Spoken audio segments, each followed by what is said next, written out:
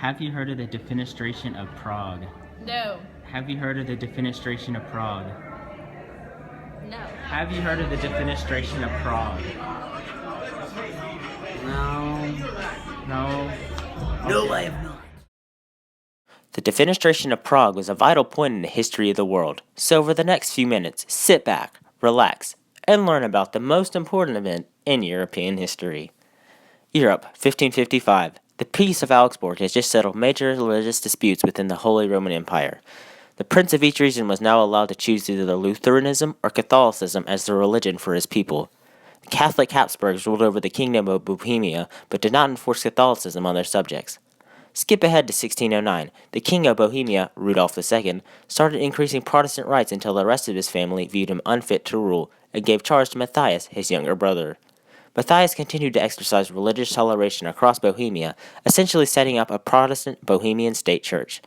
Matthias then appointed his younger brother Ferdinand to become King of Bohemia, while Matthias would become Emperor of the Holy Roman Empire.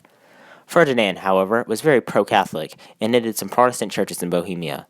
This caused much tension between the Protestants and Ferdinand. Finally, on May 23, 1618, 4 Catholic lord regents were brought before Protestant lords on the accusation that the Catholic men were responsible for writing a letter convincing Matthias to get rid of Protestant churches on royal land.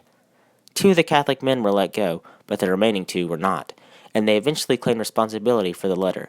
The 2 men, along with their secretary, were then declared enemies of Protestantism and were then thrown out a 3rd-story window, falling 70 feet, only to miraculously survive by falling into a large pile of dung. The Catholics did not believe any of that crap, as they maintained that the Virgin Mary caught them. The Defenestration of Prague was a major precursor to the 30 Years' War, whose first phase was fought in Bohemia. Now, one question you might have right now is, how in the world does this relate to American history? Believe it or not, the Habsburg family also ruled over Spain, who, at this point in history, controlled a good majority of North America.